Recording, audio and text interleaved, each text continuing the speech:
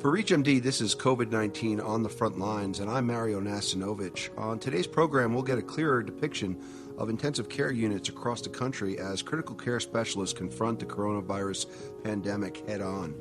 Joining me is Dr. Randy Young, former director of the Division of Pulmonary and Critical Care Medicine at the Milton S. Hershey Medical Center in Hershey, Pennsylvania. Dr. Young is currently caring for critical care patients in the Mid-Atlantic area. Dr. Young, welcome to you. Thank you. It's great to join you today. To start us off, can you share what it's been like for you in the ICU setting since the emergence of this pandemic? Yes, I think I can speak for everybody who works in these settings that it is a totally new and topsy-turvy world.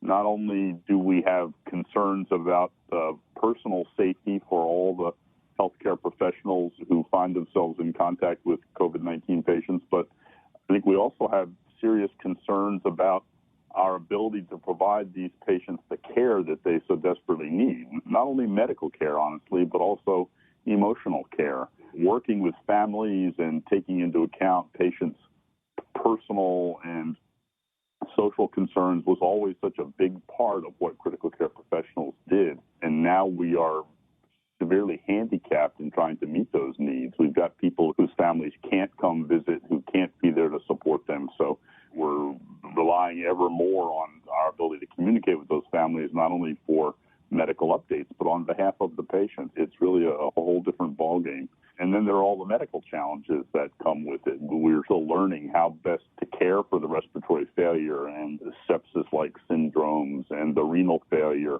and the nervous system complications that patients with the coronavirus infections present. So I think everybody would say, honestly, that our worlds have been turned completely upside down.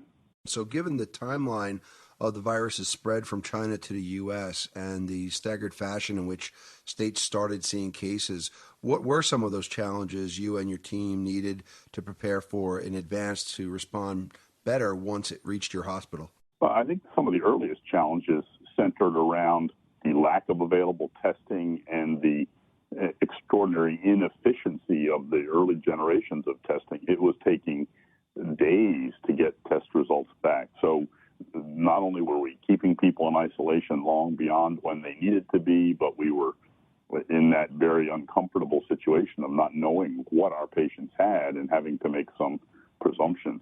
Thankfully, the testing is now more available, though not optimally available yet, in my opinion, and we're getting the test results back in a matter of minutes to hours, not days like before.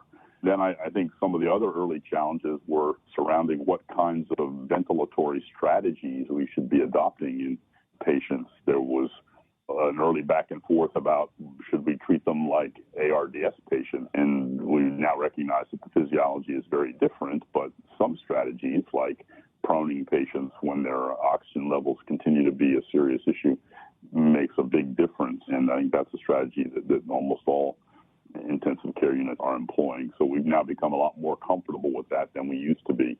As we've gotten used to dealing with the respiratory tract issues, we are now confronted with new challenges like the frequency with which people develop problems related to thrombosis, and dialysis machines are in short supply in some hospitals. The medical and the social challenges continue to befuddle us in many respects. Dr. Young, what were some of the unexpected challenges that you and your colleagues have come across along the way?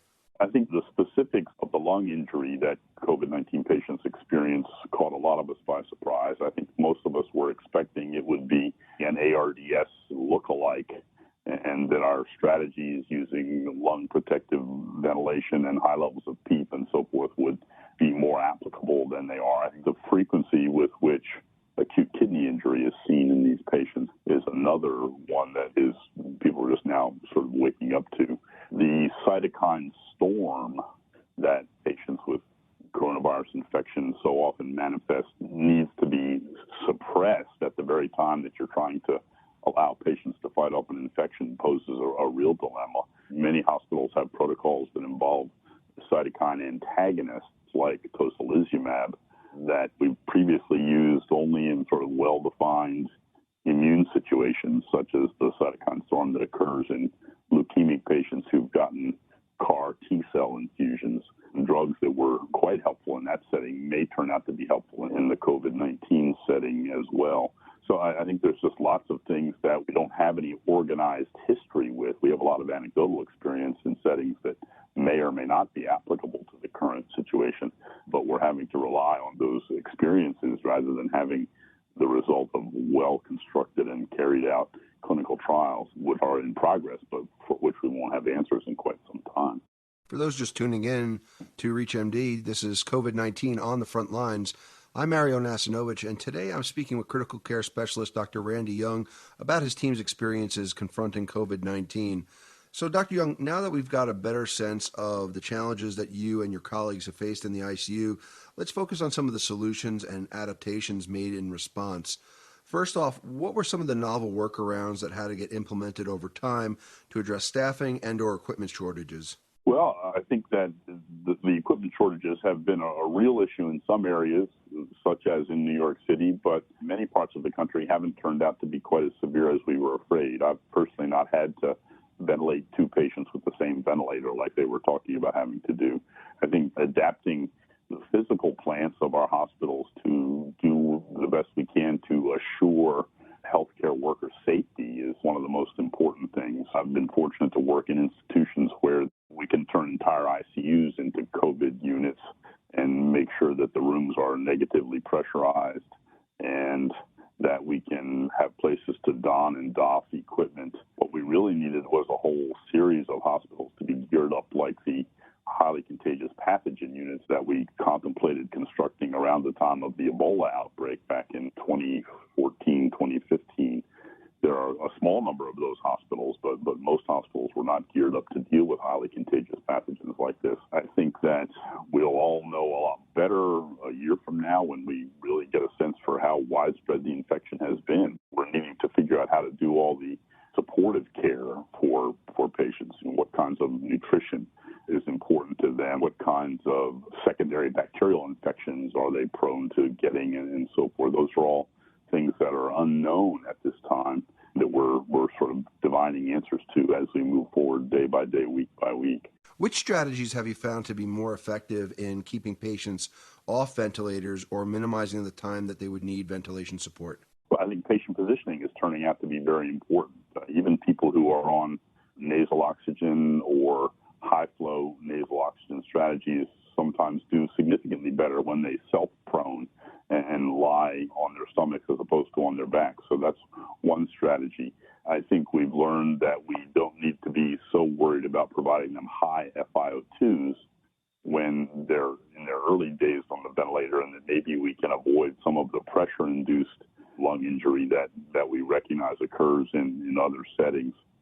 So I think keeping people dry to the extent that we can, which is obviously complicated by renal insufficiency, trying to keep their lungs as open as we can with good respiratory therapy and preventing aspiration, and to not use such high pressure strategies, limiting PEEP if we can help it, and relying more on oxygen delivery to help them meet their gas exchange needs is important.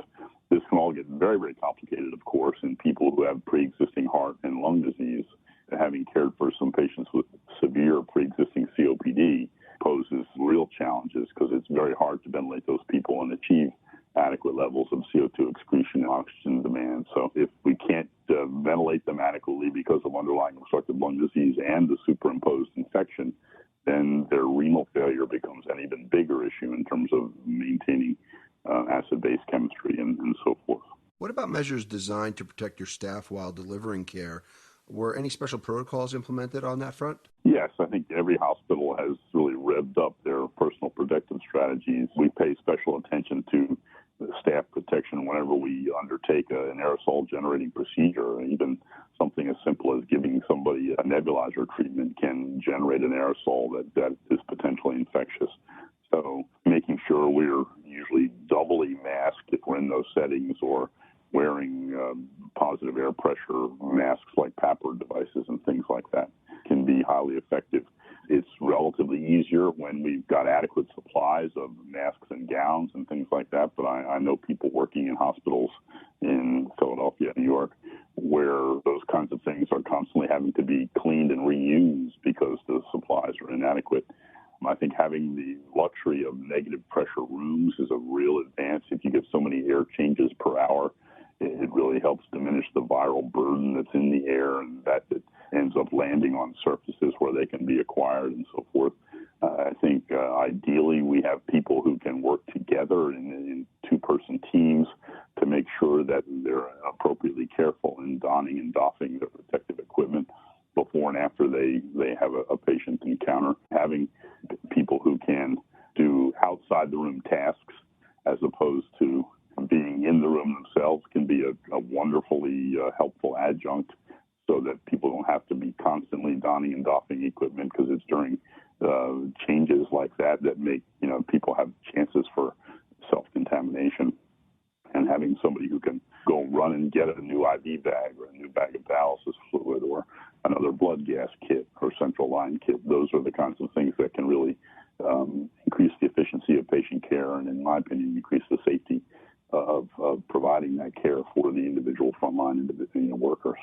Lastly, Dr. Young, let me open up the floor to you for the final word. Any key takeaways or lessons learned that you'd like to pass along to our listeners?